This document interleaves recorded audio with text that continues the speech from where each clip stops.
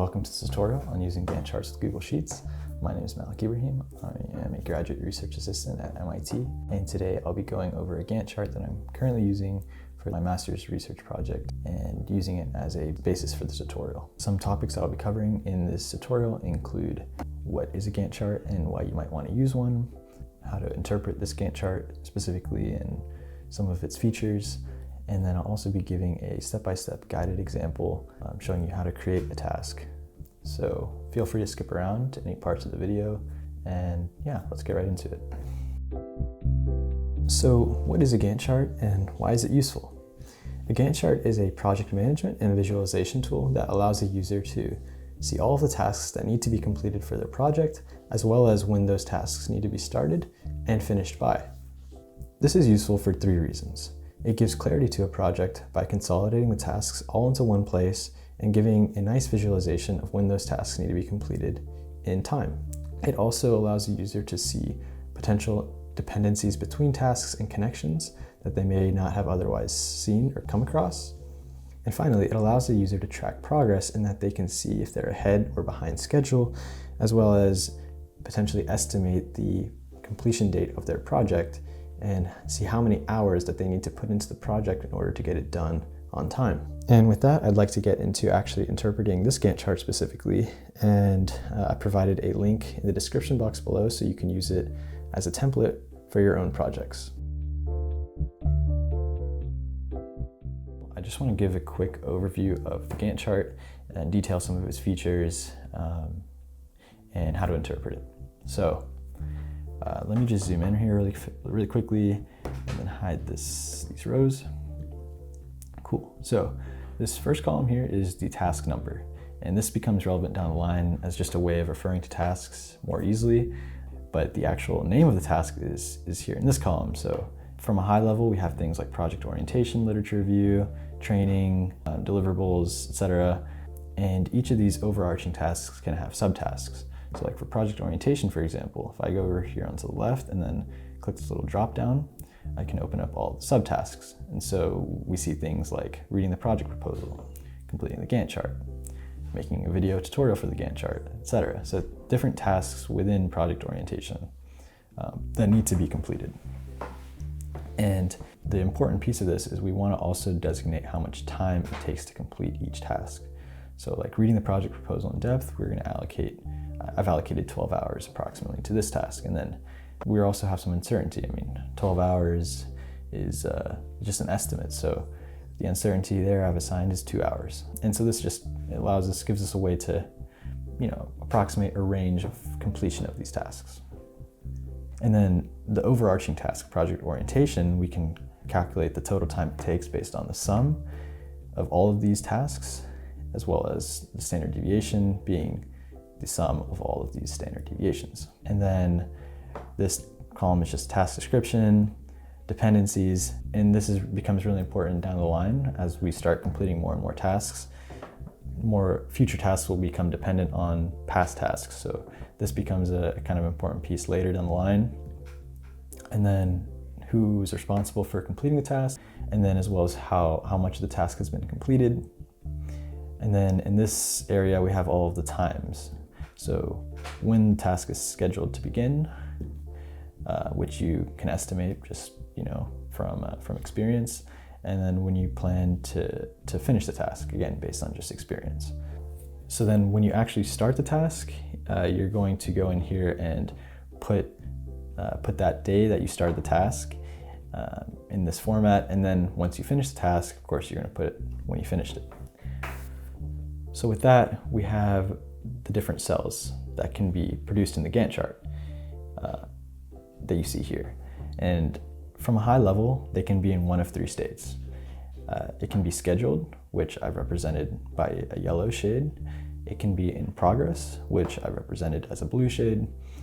It can be completed, which I've represented as a green shade. And then everything else, of course, is just white.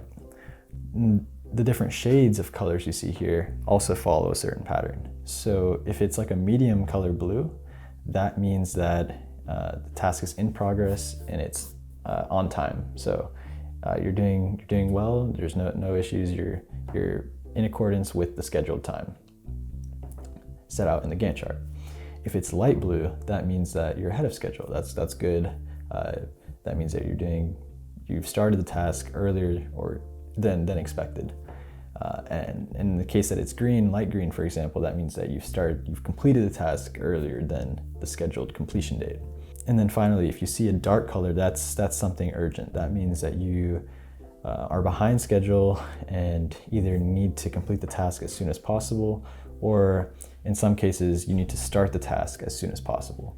So, meaning that you're just behind schedule. So that's kind of how you interpret the Gantt chart. And from a high level, again, it just allows you to see all of your different tasks and how you're doing in terms of the scheduling and what you've scheduled to have been completed, whether you're ahead of schedule or behind or on time. And this just gives you an easy way to see all of that, visualize it, and stay on top of everything. Now, one last thing I wanted to get into before going into the guided example is just looking at some summary statistics that can be produced from this Gantt chart. So here at the bottom, if you click the summary tab, it'll open up a pie chart and a table here on the left. So all this pie chart is showing is just a breakdown of all of the tasks in your project, which ones are the most time consuming and which ones are less time consuming. So here on the left, we basically just have a table giving some more summary statistics. The big one to note here is the estimated project completion date range. So we are seeing that the project is planned to be completed at earliest in May of 2023 and then at the latest in January of 2024. And so obviously this is just based on all of the estimates. Whether or not, again, this is accurate is dependent on the tasks and the time that you allocate in the Gantt chart. And with that, now we can get into the guided step-by-step example. So now for this section, I'm just going to show you how to create a task and detail what the whole process looks like step by step. So let's get started. Again, zooming in. Just as an example, I'm going to create a task for the AFM software control algorithm. So the question is, how do you create a task? How do you add that to this Gantt chart? We don't really have a way of just clicking a button that will allow us to add a Gantt chart. So we're gonna have to go through a couple of steps, but it's not that bad. So for this particular example, what I'm gonna do is I'm going to expand task 10, and then I'm going to select all of these rows here on the left, hold down Shift, select all of them, copy them, so Command C or Control C if you're on Windows. Then I'm going to right click, and then I'm going to click Insert 8 rows below. So this is just going to insert several rows, and then I'm going to paste them. And all we're going to do now is just start filling in with the task that we actually want to complete. Before we do that though, it might be good to just delete all of this stuff. We don't really need it.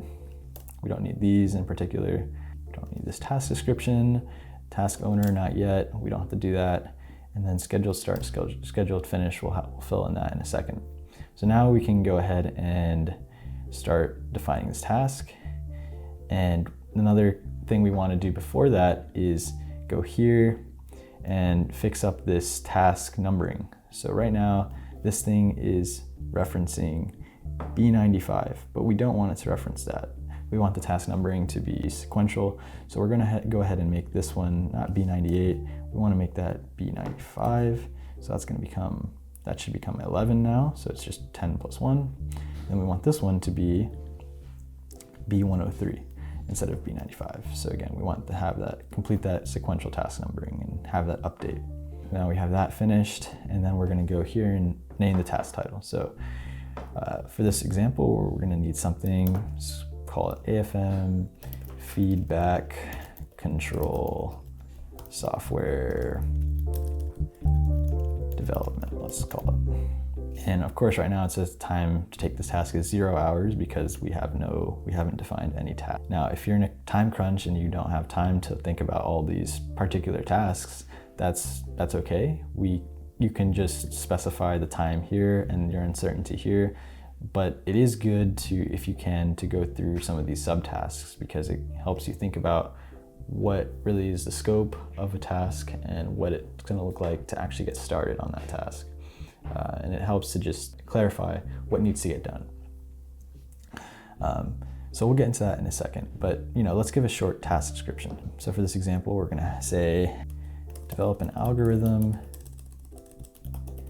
in LabVIEW that allows us to control the height of the cantilever above the sample during active tapping mode or something. It's just, again, kind of giving you an idea of what the task means and describing it in some words. Next, we're going to look at dependencies. So what does this task depend on? It's going to be dependent on task 8, task 9, and task 10.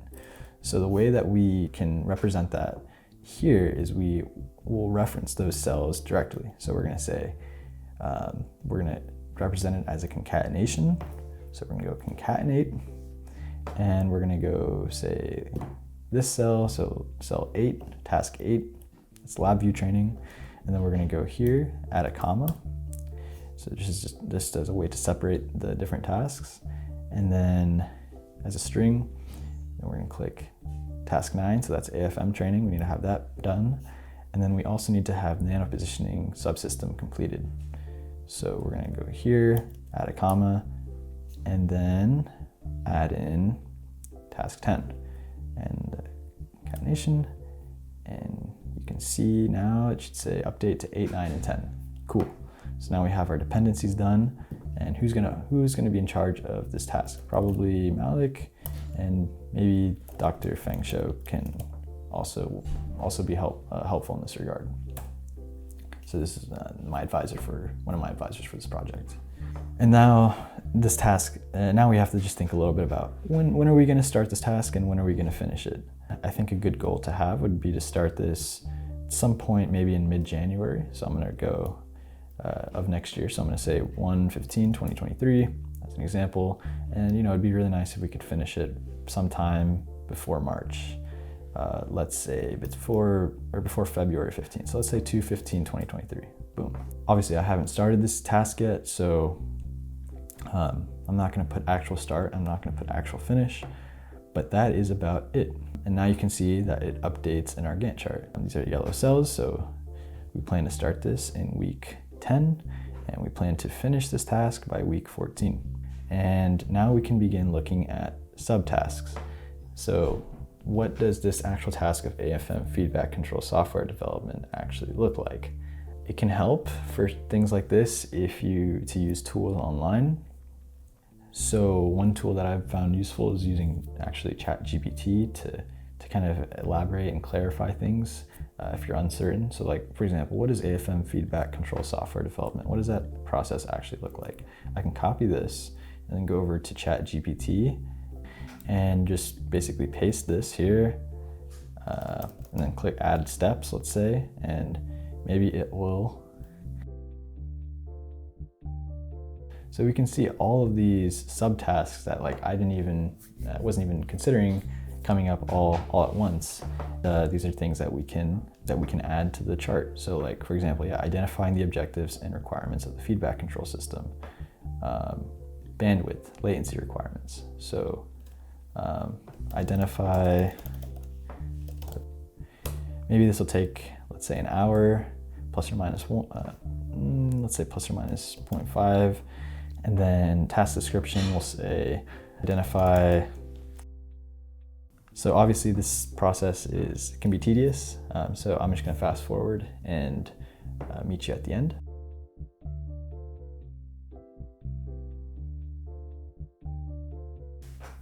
Yeah, so I just completed adding all the tasks as well as their scheduled start and scheduled finish dates with the help of ChatGPT in this case. So the last thing we're going to want to do now is just update our dependencies. So now we've added a new task. In this case, we've added AFM feedback control software development. This other future tasks now might depend on this task being completed. For example, G-code processing system, task 12, probably depends on having completed this feedback control software development. So we can add that to this dependency really quickly. Specifically what we'll say is we'll go into here and we have this concatenate syntax that we're using to indicate dependencies. So I'm going to add a comma, then add a string comma, and then add in, just click this cell, task 11. And it should update like that. So now we have that G-code processing depends on task 8, task 10, and task 11. Cool. So that's basically it for this guided example. I'm just going to zoom out here really quickly to show you again what the finished Gantt chart looks like. And that's about it. I hope this tutorial was helpful, and thank you for your time.